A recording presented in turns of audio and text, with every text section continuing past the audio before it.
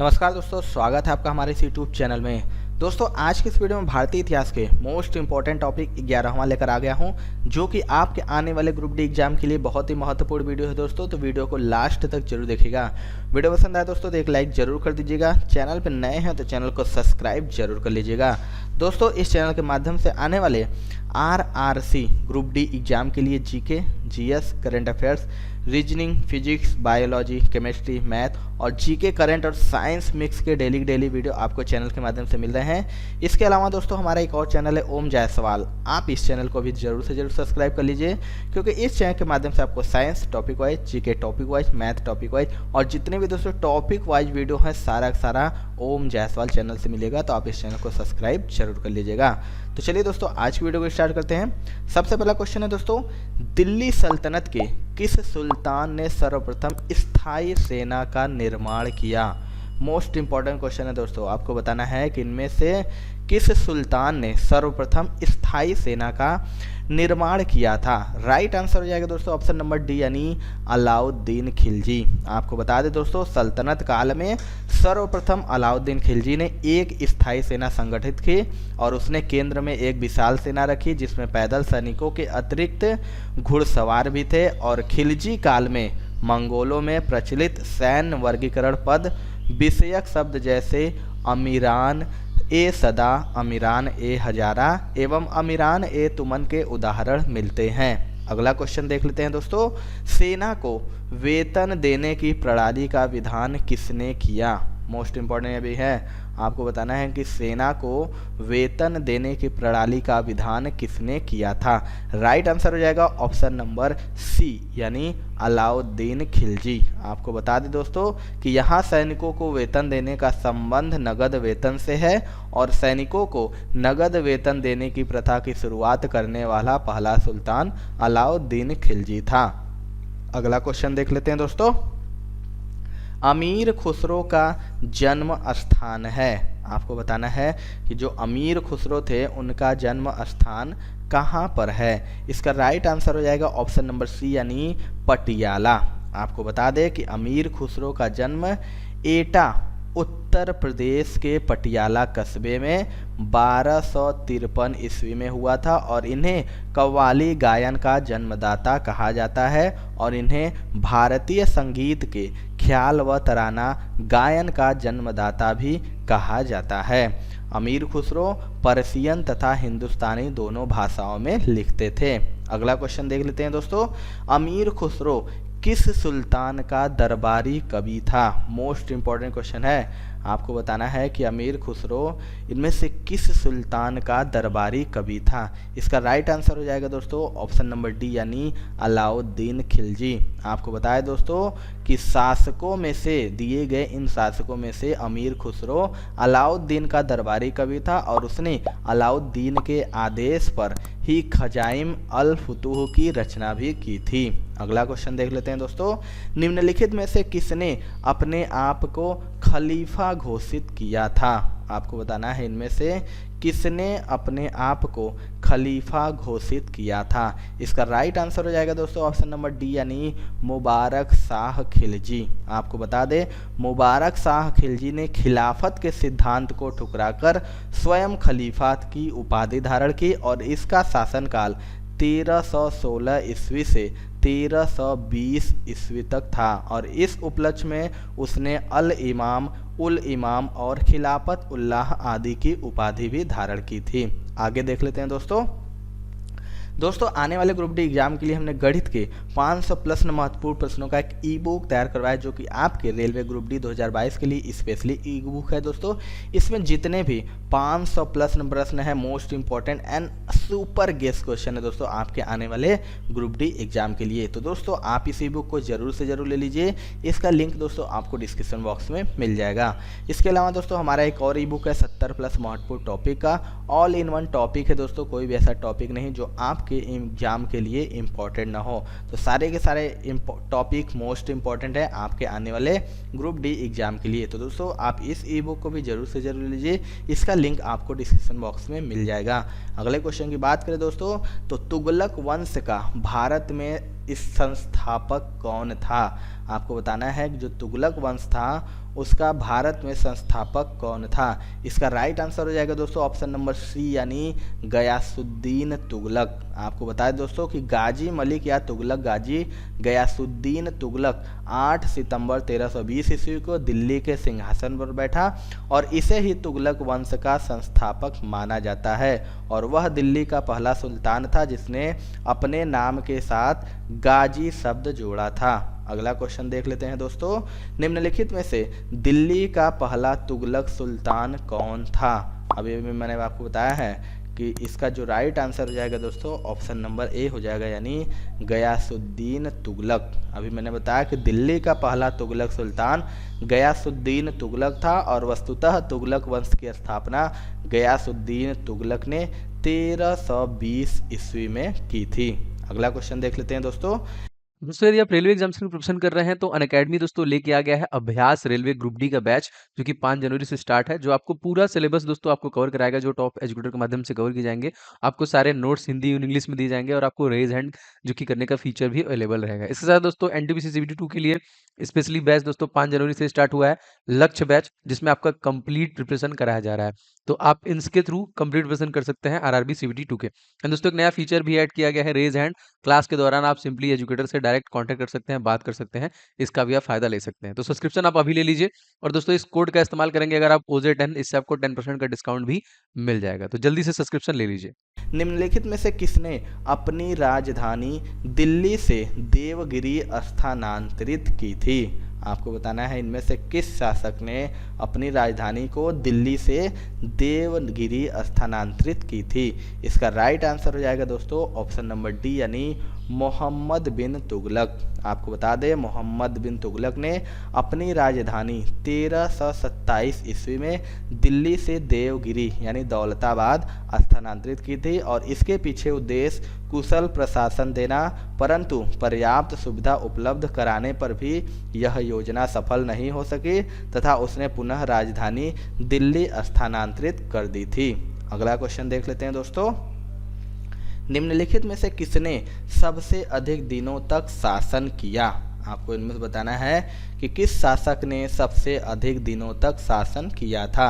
Right answer हो जाएगा option number B यानी मोहम्मद बिन तुगलक। आपको बता दें दोस्तों कि अलाउद्दीन खिलजी का जो शासनकाल था वह 1296 से 1316 ईस्वी तक था और मोहम्मद बिन तुगलक का जो शासनकाल था 1325 से 1351 ईस्वी तक था और इब्राहिम लोदी का जो शासनकाल था वह 1517 से 1526 ईस्वी तक था और इसी तरह शेरशाह सूरी का जो शासनकाल था वह 1540 से 1545 ईस्वी तक था।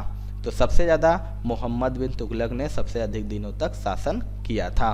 अगला क्वेश्चन देख लेते हैं दोस्तों, भारत में प्रथम बार प्रतीक मुद्रा किसके द्वारा प्रचलित की गई। मोस्ट इंपॉर्टेंट क्वेश्चन है। आपको बताना है कि जो भारत में प्रथम बार प्रतीक मुद्रा थी वह किसके द्वारा प्रचलित की गई थी। राइट आंसर हो जाएगा दोस्तों ऑप्शन नंबर बी यानी मोहम्मद बिन तुगलक। आपको बता दें कि भारत में प्रथम बार प्रतीक मुद्रा का चलन मोहम्मद बिन तुगलक ने किया था और उसने चांदी के स्थान पर कांसे की मुद्रा चलाई, परंतु जनता ने अपने घर पर उक्त मुद्रा को स्वयं ढालना शुरू कर दिया और बादशाह इस प्रवृत्ति को रोक नहीं पाया और यह प्रतीक मुद्रा असफल हो गई थी। अगला क्वेश्चन देख लेते हैं दोस्तों, दीवान ए खैरात नामक एक अलग विभाग की स्थापना किसने की थी। मोस्ट इंपॉर्टेंट क्वेश्चन है।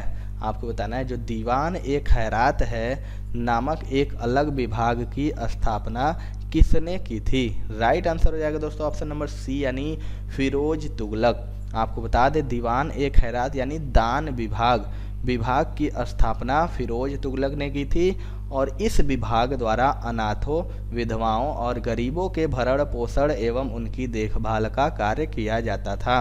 अगला क्वेश्चन देख लेते हैं दोस्तों, दिल्ली का सुल्तान जो भारत में नहरों के सबसे बड़े नेटवर्क के निर्माण के लिए प्रसिद्ध है। आपको बताना है इनमें से दिल्ली का वह कौन सा सुल्तान है जो भारत में नहरों के सबसे बड़े नेटवर्क के निर्माण के लिए प्रसिद्ध है।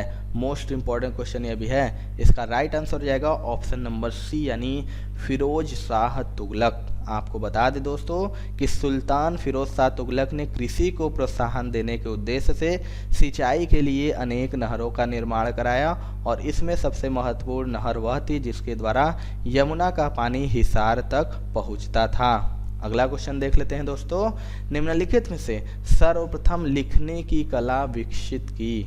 मोस्ट इंपॉर्टेंट क्वेश्चन है, आपको बताना है कि इनमें से सर्वप्रथम लिखने की कला किसने विकसित की थी।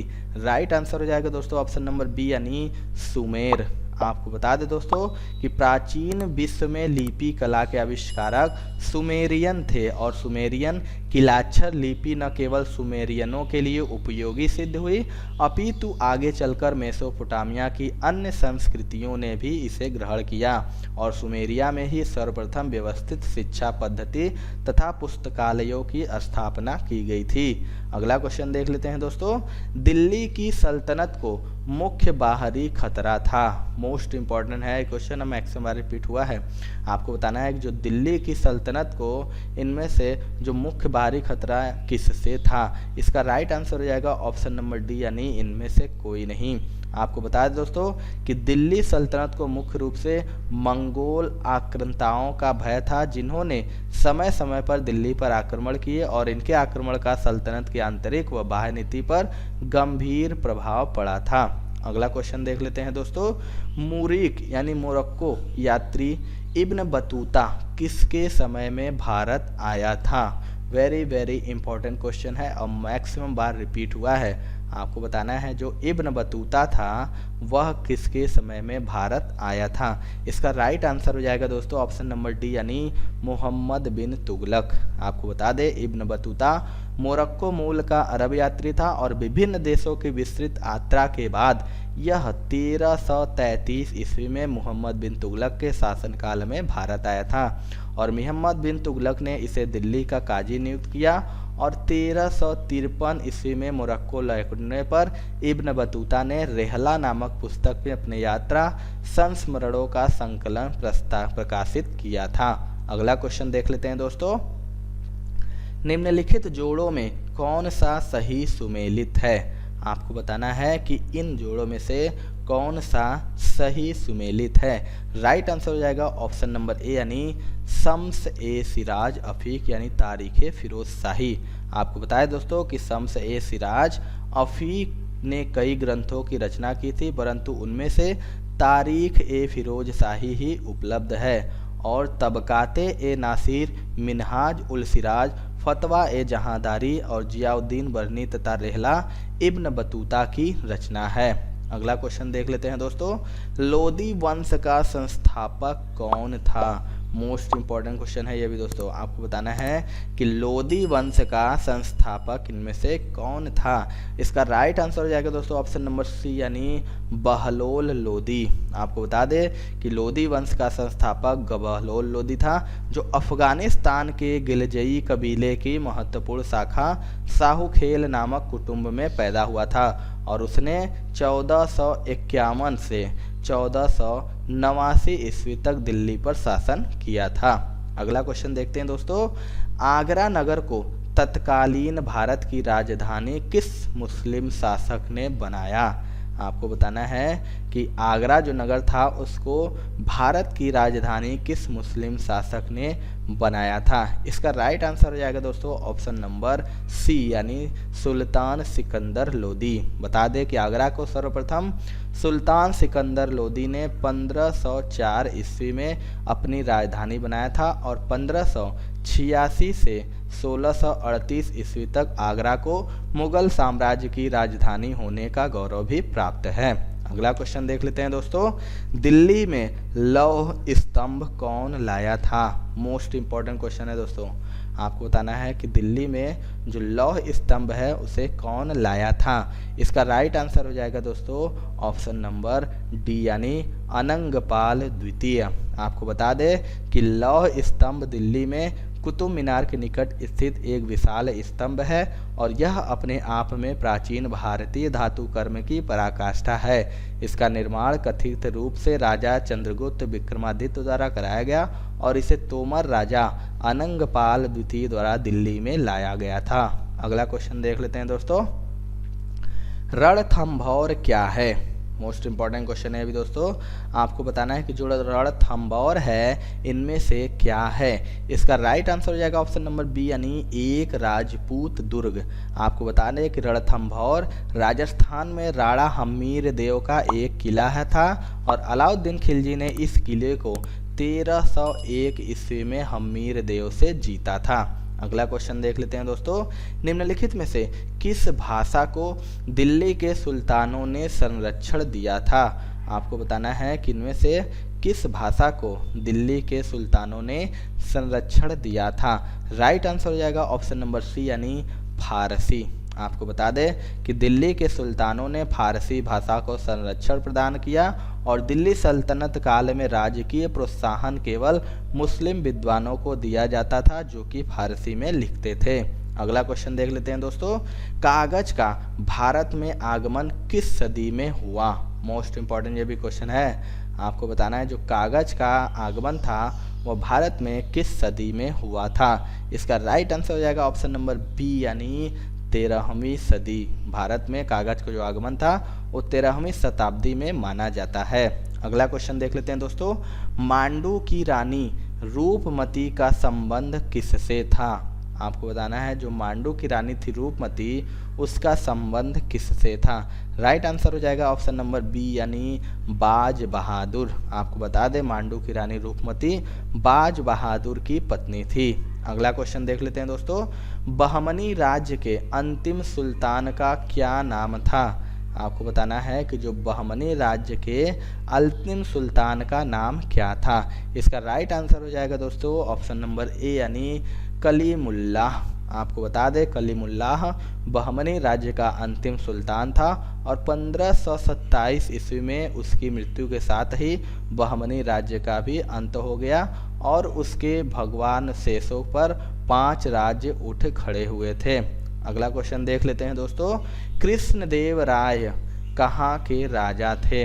आपको बताना है जो कृष्णदेव राय थे वह कहाँ के राजा थे।